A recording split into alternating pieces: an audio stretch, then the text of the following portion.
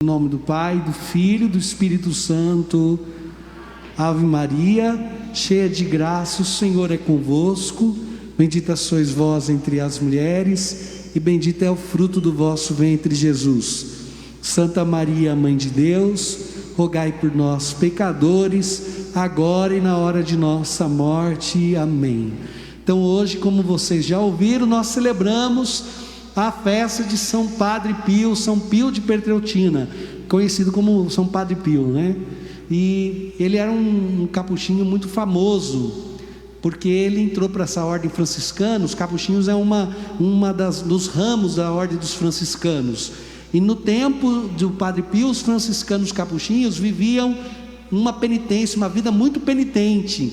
Eles faziam muita penitência, desde o jejum a dormir menos, a dormir no chão, todo tipo de penitência. Eles usavam os hábitos que quando estava frio, passava frio, e quando estava calor, passava calor. E todo esse sofrimento corporal, essa mortificação, isso se chama mortificação, significa matar os sentidos para um crescimento espiritual, para se voltar mais para dentro da sua alma, daquele homem interior que existe em cada um de nós, que atrapalha muitas vezes. O homem muito exterior, ele não consegue desenvolver o homem interior, o homem espiritual. Então a única maneira de você vencer e crescer espiritualmente é mortificar o homem exterior. Quer dizer, é não deixar com que a sua carne mande em você, é você ter uma vitalidade, uma fortaleza de dentro para fora. E essas ordens capuchinhos era muito assim. E o Padre Pio desde criança entrou para essa ordem que era muito austera, e ele se tornou para nós um grande modelo a ser seguido. Eu queria que você, agora no nosso Cine Pipoca, fosse para a sua casa hoje ou nessa semana e procurasse lá na internet. Tem o filme do Padre Pio. Quem que já assistiu o filme do Padre Pio? Olha aí, já tem muitos devotos, né? Muita gente já assistiu. Quem não assistiu, procura, tem lá no YouTube. Dá para você ler tanto a história dele, mas fizeram um filme da vida dele, e é um filme bem grande, tem até 2 partes o filme, e é um filme muito forte, que mostra o quanto esse homem era um homem de Deus, e o quanto ele foi um anúncio vivo do Evangelho, como o seu fundador São Francisco. São Francisco fala que nós temos que tomar cuidado com a maneira com que a gente vive, porque algumas vezes a nossa vida é o único evangelho que as pessoas vão ter acesso. Muita gente não vai pegar a Bíblia para ler e conhecer Jesus, mas quando ela olha para a vida de um cristão, ela tem acesso ao evangelho. Ela diz: essa pessoa é diferente, essa mulher é diferente, esse homem é diferente. A vida daquela pessoa, o jeito que fala, a maneira com que toma decisões, a maneira com que se relaciona com os outros, é o evangelho vivo, e traz a pessoa de Jesus. E o Padre Pio é uma dessas pessoas que traz essa autoridade do evangelho vivo, e mostra-nos que quando nós abrimos o nosso coração para que Deus haja, acontecem coisas extraordinárias na nossa vida. Ele sempre foi um homem extraordinário. Desde pequeno ele já conversava com Nossa Senhora e com Jesus. Quando tinha 5 anos, ele já conversava com Nossa Senhora e com Jesus. E ele só foi entender que os outros não viam Nossa Senhora quando ele já era adolescente. Quando ele era criança, ele achava que todo mundo via Nossa Senhora e Jesus. Veja como ele era uma pessoa extraordinária, que Deus manda de vez em quando à terra, assim disse um Papa.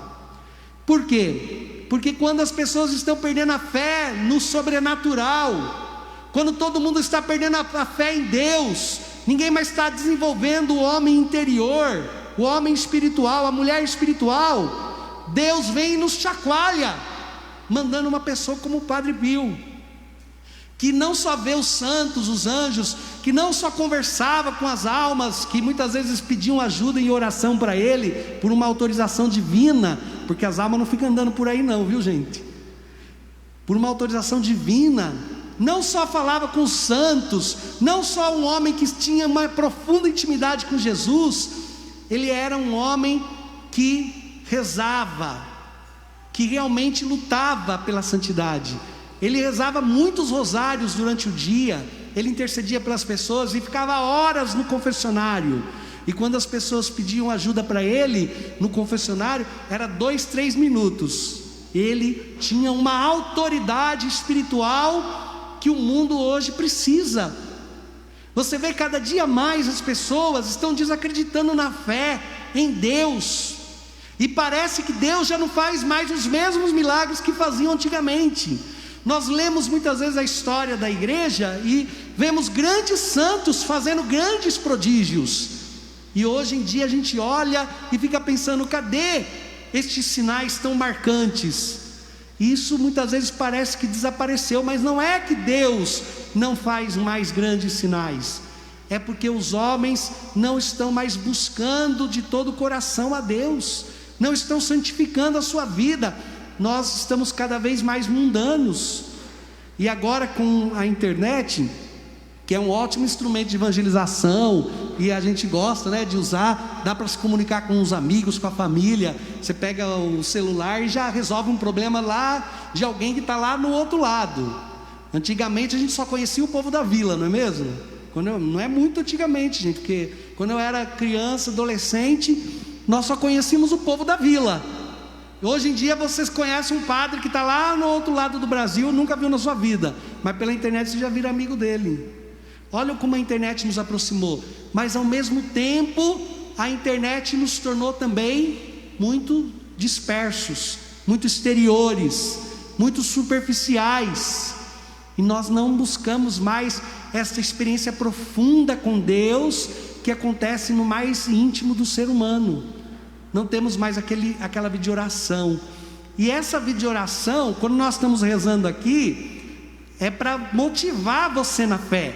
A gente reza junto, a gente canta, a gente faz uma novena, mas a vida de oração realmente acontece, e realmente a conversão acontece naquela oração silenciosa, pessoal, naquela visita que você faz com Jesus.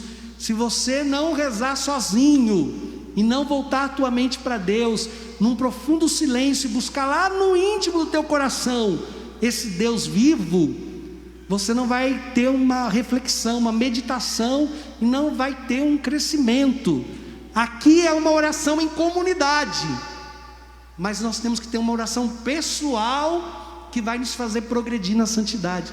É por essa falta de espiritualidade, de vida interior, que muitos problemas acontecem no meio de nós.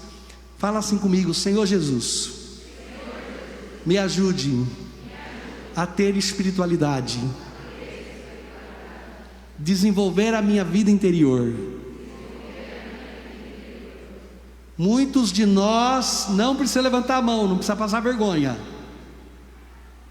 Quantos de nós não temos meia hora de silêncio num dia, numa semana? Meia hora que você fala: essa é a hora para Deus, vou sentar e vou falar com Deus em silêncio.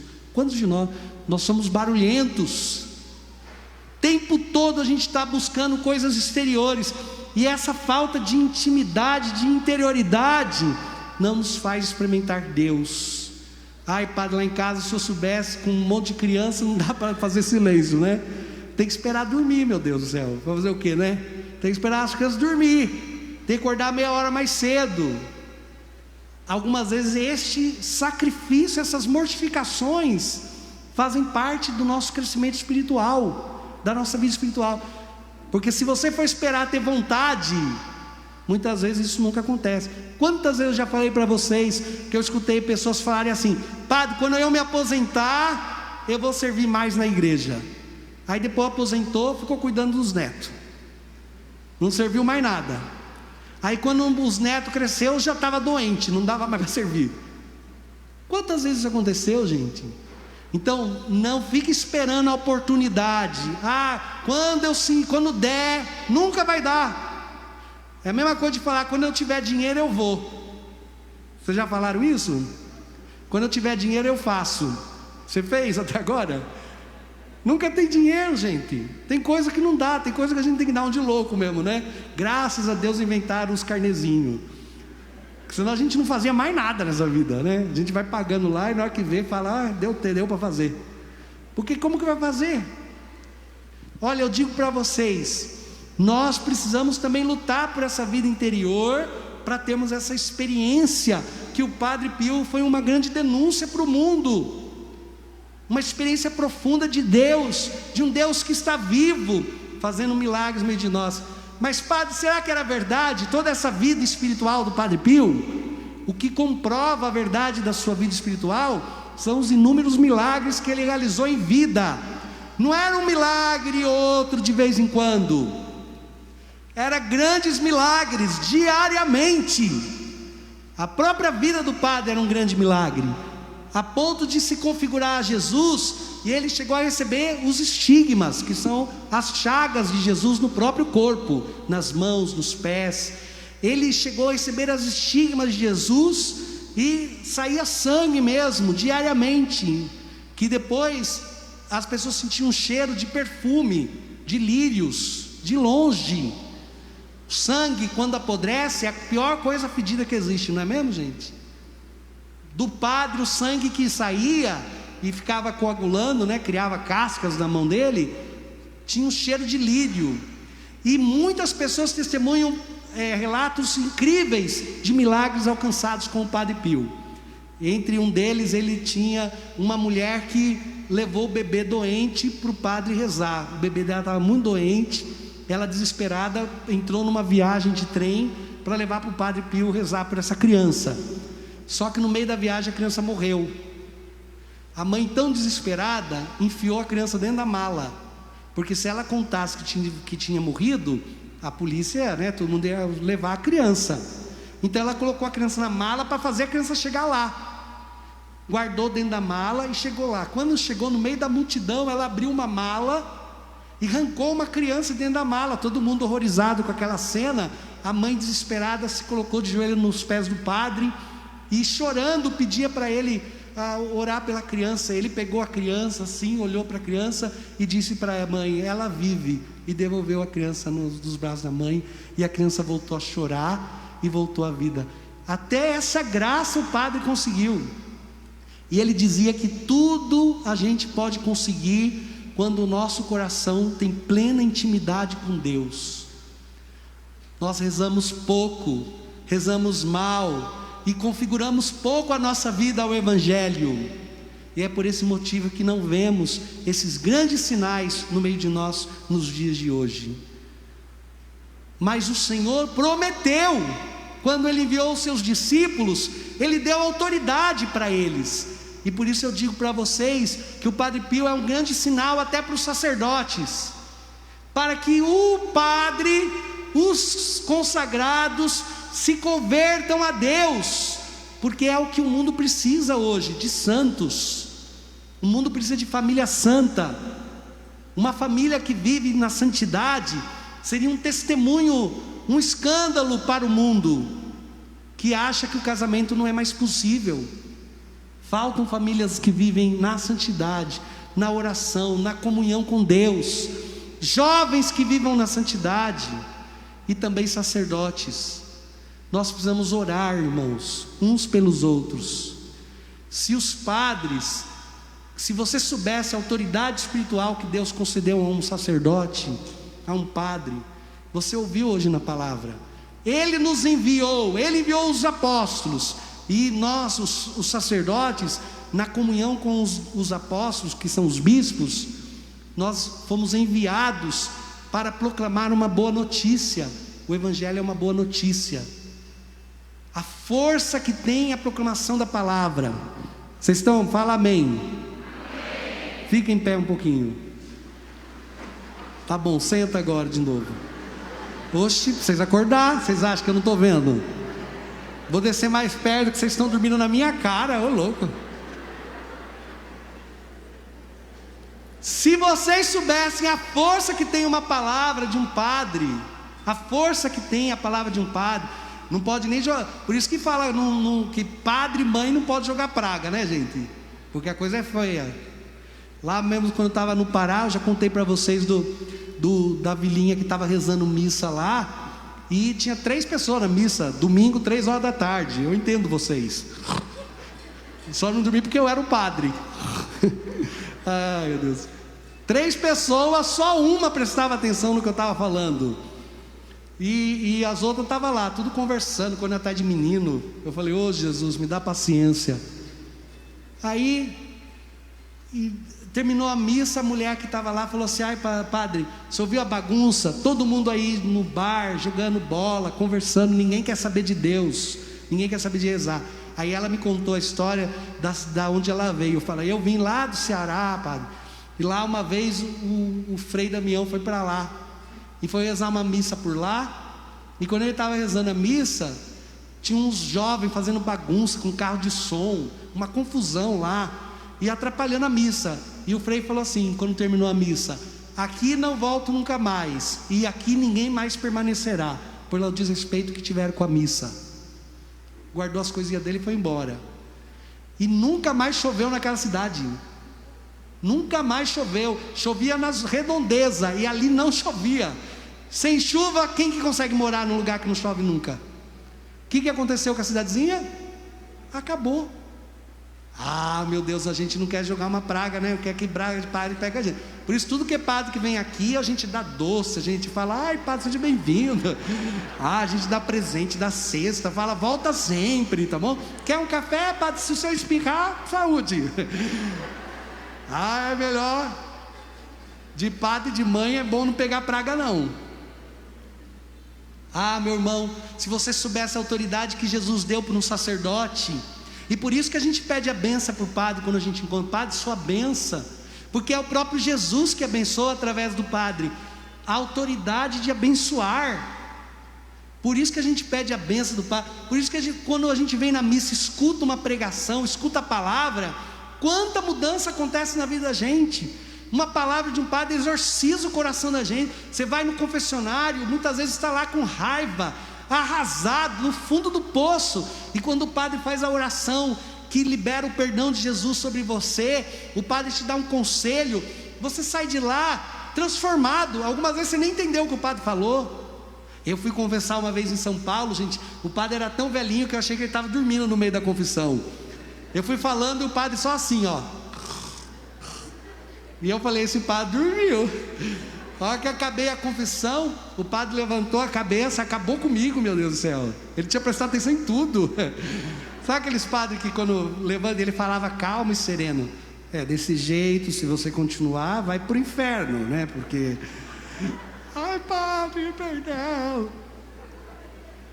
Padre, acabou comigo. Uma vez eu queria confessar, a gente tem vergonha de confessar, mas eu já superei isso, vocês têm que parar com isso também. Eu vou confessar em outro lugar que eu tenho vergonha do padre Anderson, como se eu não soubesse que você não presta. Eu vou confessar em outro lugar, o padre Anderson não pode saber que eu não presto. Aí vai confessar em outro lugar. E eu fiz isso uma vez. Aproveitei que eu estava fazendo uma viagem, estava bem longe daqui, estava lá para o lado de Jaú. Aí eu fui para lá e parei numa igreja lá e falei, eu vi lá que a igreja estava aberta, parei e falei: vou ver se tem um padre. Entrei e me confessei. Falei: vou aproveitar que eu estou longe, nunca vi esse padre.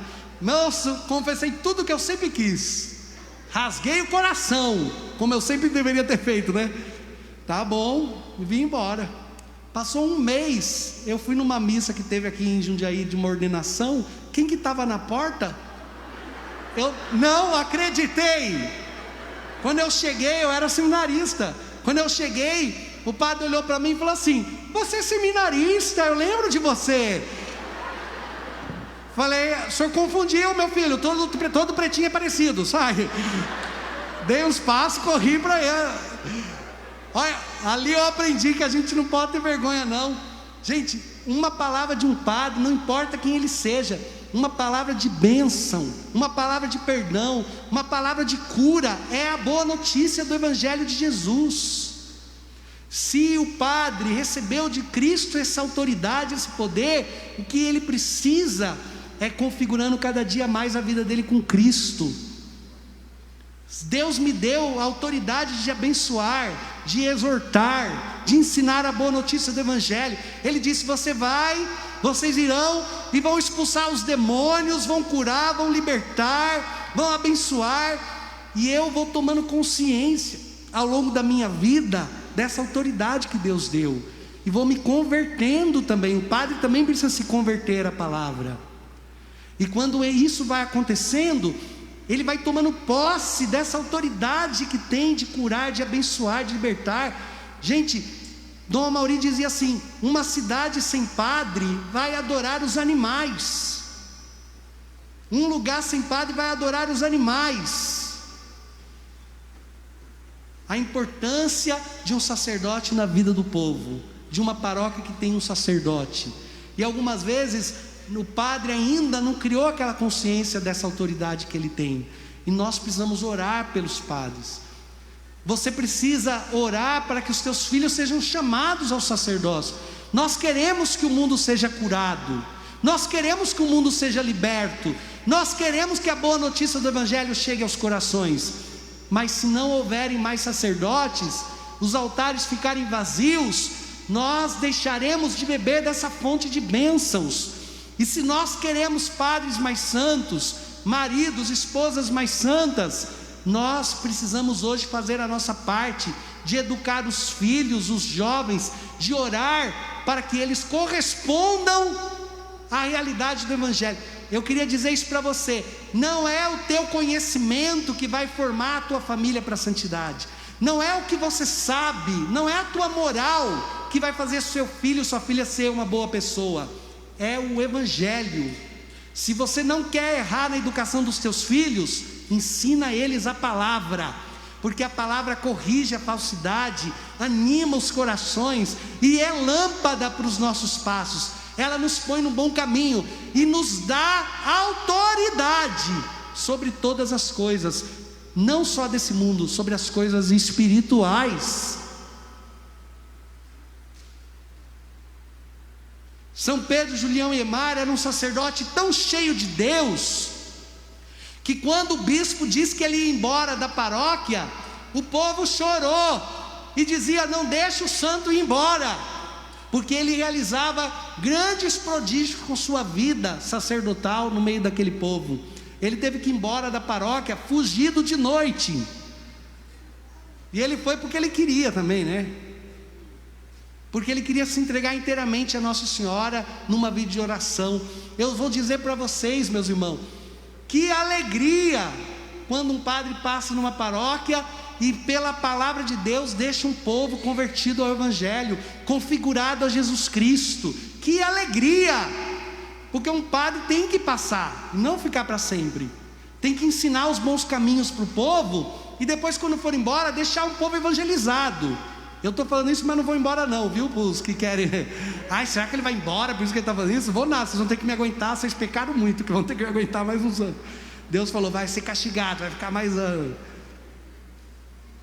Mas se um padre passa numa igreja e não ensina o povo a amar o Evangelho e a se configurar com o Evangelho, e não exerce a autoridade sacerdotal dele, ele pode ter muitos amigos, mas de nada adiantou. Do que serve ter muitos amigos numa comunidade? Só vai engordar, de tanto doce, café que vai tomar, bolo. Isso quando os amigos não enchem a cara, mais que o padre, aí a misericórdia. Gente, não adianta de nada. Então um padre tem que passar e configurar o seu povo ao Evangelho de Jesus, levar o povo a querer a santidade do Evangelho e abraçar a cruz, junto caminhar com o povo para experimentar essa autoridade que Jesus nos concedeu e concedeu aquelas almas consagradas. O Padre Pio é uma denúncia de que isso é possível, para que sejamos mais espirituais, mais de Deus. E isso precisa acontecer, a configuração, a mudança da nossa vida em relação à palavra de Deus. Aí fala que o padre vai embora e o povo solta fogos, não sabe se é de comemoração porque está indo, vai tarde, graças a Deus. Soltamos até fogos para comemorar, vai tarde, vai com Deus. Não, um povo precisa se configurar, e esse é o grande apostolado de um sacerdote. Para quê? Deus vai realizar grandes sinais, milagres, se não for para que o coração de um povo se torne santo, se torne santo. E eu quero dizer para você, se há autoridade nessas minhas palavras, eu quero profetizar agora para a tua vida uma grande transformação em nome de Jesus. O pecado não vai mais dominar a tua casa, nem a morte, nem o medo, nem as confusões, porque o Evangelho de Deus será uma lâmpada viva, uma lâmpada que ilumina os teus passos, te dá sabedoria e corrige os teus erros.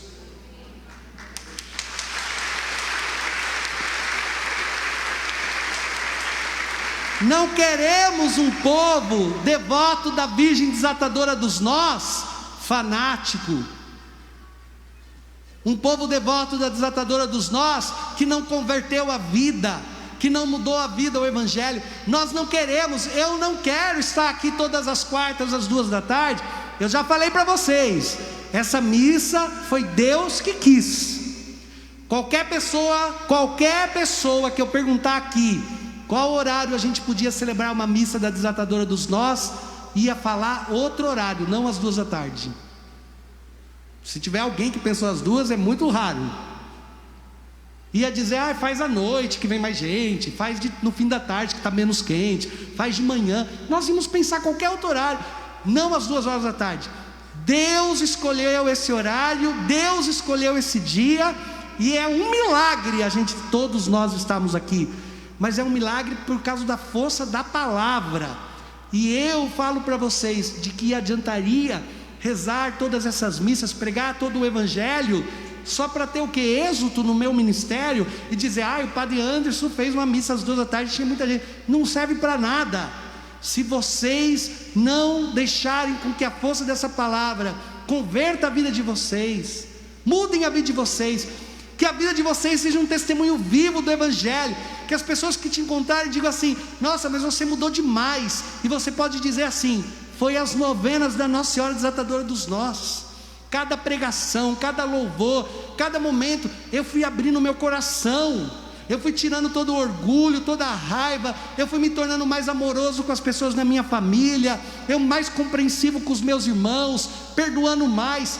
Meu irmão e minha irmã, se não configurarmos a nossa vida ao Evangelho, de nada adiantou estarmos aqui, nem para mim, nem para vocês, porque então eu não exerci a autoridade a qual a palavra de Deus nos enviou. E por isso nessa tarde nós estamos tomando posse dessas palavras. Jesus convocou os 12, e os 12 apóstolos são os bispos. Os bispos não podem estar em todos os lugares, e por isso ordenaram e deram autoridade aos padres, e nos enviaram. E um dia um bispo me enviou aqui também, e deu autoridade sobre todos os demônios, para curar as doenças, e para proclamar o reino de Deus. Que Deus nos dê a sabedoria e a graça, de fazermos com que essa palavra se cumpra hoje na minha vida e na vida de vocês.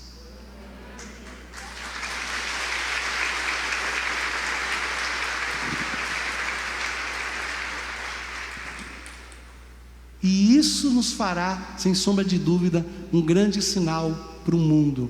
Um mundo perdido, um mundo sem vida espiritual, um mundo sem Deus. Louvado seja nosso Senhor Jesus Cristo. Para sempre seja louvado.